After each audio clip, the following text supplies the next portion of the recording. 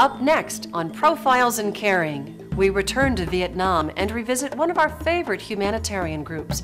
They're called Maison Chance, and we'll give you an inside profile of the heartwarming story of those people whose lives have been saved here, all thanks to this house of chance. It's a different kind of Profiles in Caring, right after these messages.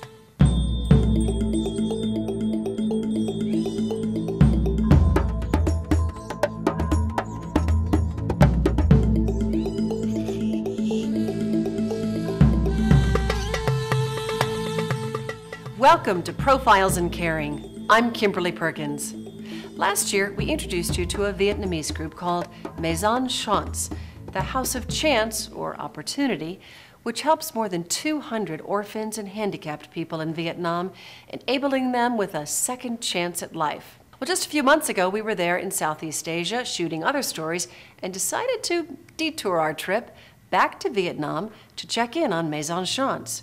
Photojournalist Lynn Peterson brings us this inside personal biography of those living inside Maison Chance.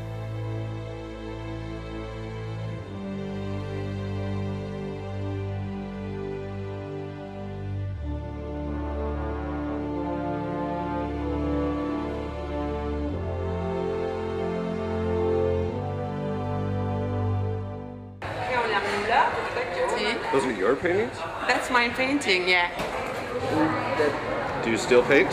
I don't have time anymore. But it's one of the first things I share with them. For that we have a lot of painters now. Yeah.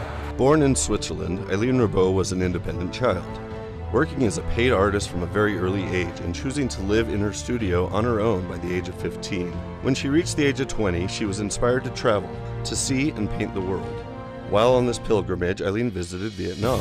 There, the direction of her life would change drastically. I was coming back to my hotel and I heard someone crying in a little street, and I am curious, so I went there to have a look, and I met a little boy, very weak and without adults around. And so I just listened to my heart and I decided to take him to my guest house. They told me that it was not possible to accept a dirty boy without papers. And so I decided to take him to a safe place. And I started to go around first in the city to see what kind of orphanages or institution can take care of this boy. I discovered a very terrible place in the north of Saigon with more than 1,000 persons without medicine, without food, without clothes, and of the middle of all these special people of the society, I met a second boy. This boy she met was 12-year-old Ton, and this terrible place that she was describing was a psychiatric asylum. He tells me that at the mental hospital they would beat him. He was sick, chained to the floor, naked. And Eileen asked somebody what was wrong with him, and they said, "Don't worry about him, he's going to die anyway." In her heart, she knew that she could not let this happen. So she took him to a hospital, but they told her that they didn't have nurses there. So she would have to stay with him to take care of him and feed him and bathe him every day. I slept under the bed of my little boy, was going in the garden to cook something for him, helping him to take shower, buying medicine, etc. Then finally the doctors say that he's okay and you can come back home. As she was leaving the hospital, the patient stopped her and gave her a new name, Team, which in Vietnamese means heart. It was impossible to imagine to give back this boy to this terrible place, so I decided to rent something. There was one boy, two, then five, and 8, 9, 10, and I really understood that if I like to help them to find a new balance and to be able to have a normal life and to be independent in the life, so it will be a very long work. And for this reason I decided to stay here. And stay here she has. As she established a home for the boys, she realized they also needed an education. Mời anh em cùng ra đây xem chúng ta đua nhau chơi đàn.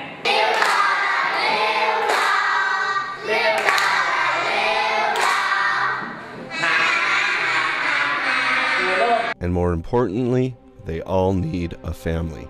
But Team also recognized there was another need for those disabled in wheelchairs out on the streets. In fact, the problem of the kids and the handicap is quite similar because they can't take care of themselves, they've never been to school, and they don't have any family around anymore. So these two groups need a family, a place, brother and sister around. And so I think that between kids and young adults we can find this balance and feel like a real family. What did he think about people in wheelchairs before he knew them, and what does he think about them now?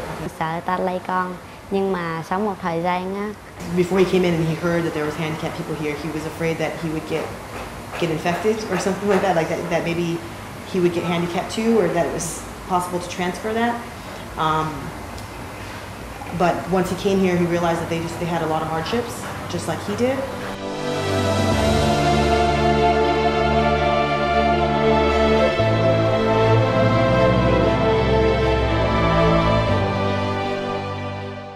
It's been 17 years, and what started with just a handful of boys living in a small apartment, Maison Chance has grown to include 60 full-time residents. But Team knew that a safe home was only the beginning of truly providing for these kids. The next step was the creation of this school and vocational center. It's called the Take Wing Center. It's an elementary school for the orphans of Maison Chance and the poorest kids of the surrounding community.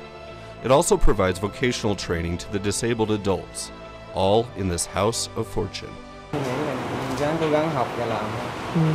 said, I just want to try my hardest to learn so that I can start working and making money. He lived out in the countryside, so there wasn't many people that were in wheelchairs. So it was a whole new thing to even learn that people could be paralyzed or that could happen, because they just don't see it. I guess they kind of hide them away. From being hidden away to becoming a valued member of a family with enviable skills, Maison Chance has changed hundreds of lives in Vietnam. But they are also changing the lives of Americans and other volunteers from around the world. Maison Chance has given My Linh the chance to experience the country where her mother was born. I'd been wanting to volunteer for a little while, and my mother found the Maison Chance website, and she showed it to me, and I'd been wanting to go to Vietnam for a long time. I speak Vietnamese, and I'd been wanting to volunteer, so it was just all those things just kind of fit together really well, and it was a perfect time for me to come. When Profiles in Caring continues, he was one of the original 5 orphans whose lives were changed thanks to Maison Chance. His success story is next. Welcome back to Profiles in Caring as we continue our story now in Vietnam with an update on Maison Chance. Photojournalist Lynn Peterson continues the story.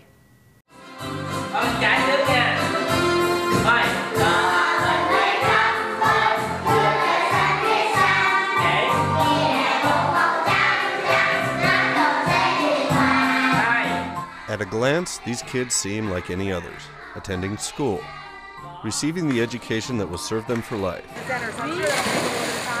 having fun with an afternoon outing at a local swimming pool,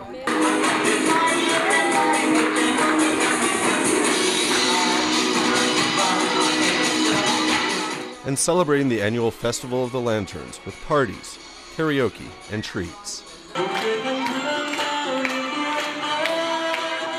A closer look, though, reveals the tragedy that colors each of these young lives. Once, they were hopeless, hungry, dirty, and without refuge. The father got an accident and a little girl died, and so the police take him to put him in jail, and so he must start to live in the street alone for quite a long time. Con ngủ ngoài chợ.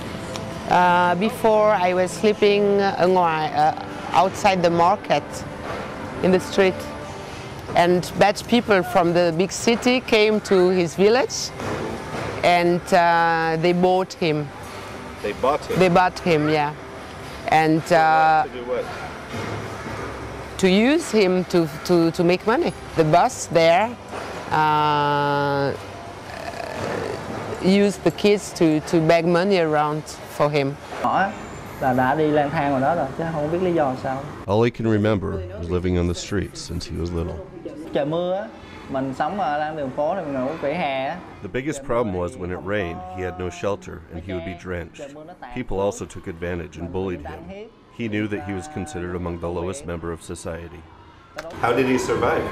Thì đi xin, rồi làm việc cho người ta. He says that he would beg or steal, just anything to survive. Tại vì ba con gửi cho.